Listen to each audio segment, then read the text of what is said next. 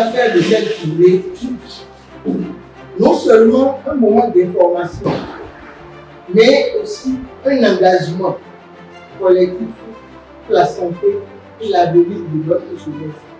Ensemble, seront les acteurs d'une société informée, plus solidaire et résolument tournée vers la prévention.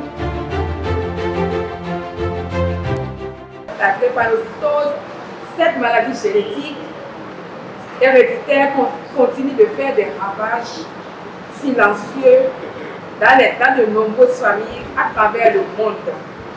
Elle frappe durement notre continent et en particulier notre cher et beau pays, le Bénin. Pourtant, une meilleure connaissance de la maladie permet une prise en charge précoce et efficace. Mobilisons-nous donc pour la sensibilisation et surtout le dépistage, notamment chez les jeunes filles et les jeunes garçons, car un choix éclairé avant le mariage est un héritage sain pour les générations futures. Le PAEG a pour objectif de renforcer l'égalité de genre au sein de la société béninoise et réduire ainsi de manière durable la vulnérabilité socio-économique des jeunes femmes au Bénin.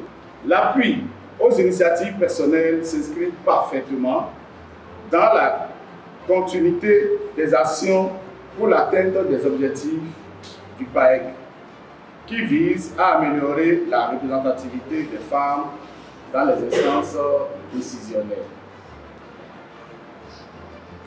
En soutenant les projets portés par les femmes elles-mêmes, le PAEG valorise leurs compétences et leur savoir-faire tout en favorisant l'innovation et l'adaptation aux contextes locaux.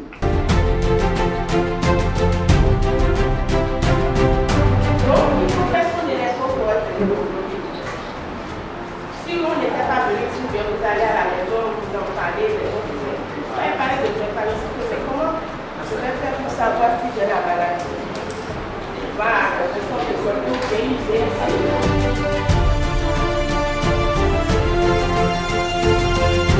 Et quand je vois le nombre d'enfants qui souffrent de cette maladie, les difficultés qu'ils ont, les parents, les moyens qui manquent et tout ça, je me suis dit que j'aimerais savoir pour ne pas que mes enfants aient cette maladie-là aussi. On a suivi une séance de sensibilisation sur la drépanocytose et les effets que cela pourrait avoir sur les enfants. L'initiative était bienvenue parce que c'est un sujet assez important puisque la majorité des drépanocytaires se retrouvent en Afrique. Je me suis présentée aujourd'hui à cette sensibilisation et à ce dépistage pour sensibiliser aussi d'autres personnes généralement qui ne connaissent pas ce qu'on appelle la drépanocytose et dont beaucoup en souffrent mais ne le savent généralement pas.